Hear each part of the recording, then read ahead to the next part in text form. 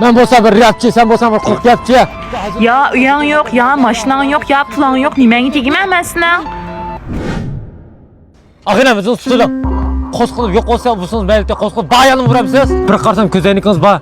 Da okuğa döndek kılsız. Bunda karsam karkosağa döndek şıkvatsız cuma. Şıkada ya herkes olman. Bunlardaki semizlik.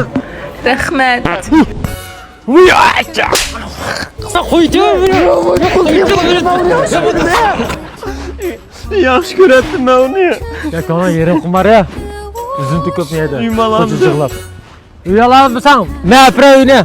Kolçak ölüp bulunma abi. Üzünün kapısında yükreleyse kolçanı kapatırdı. Resmen. He. Bu kasa kara. Aldıya halk meydanı karaydı o. Vay anan acaba bana Deli mi? diyor. Geldim şey şu. Bana hepsi karaydı. Kara binanın oraya şu. Yaxshimi bugun yan kapsanda? To'g'ri abiga yana kelib qoldik. Meni so'ng chiqaqlarga zot nemiz o'qilsa, iniq bir devat mani. Seni ismini chiqarib, izizi tamam deb tizim og'zi versa, 50 mingku e'tibor qilib, televizor tanlab olamdi yoki to'natib qo'ymish kichik samosin tanlabasi bo'ldi. Sizimle aytayım şeydler. Tizim deydi. Depla. Tizim deydi. Biz jami 42 ming yakselingan 11 qavatdan 18 qavatgacha o'rnimiz Qizilvara xalq maydoni yanida 46 bin fonddan 157 bin fondgacha nayt yaxshi bo'lgan qo'rg'onliq uylar bor. Hozir situatsiyaga xaridorlarimizga yarasты mashina to'xtatishmaydan sovg'a qilamiz.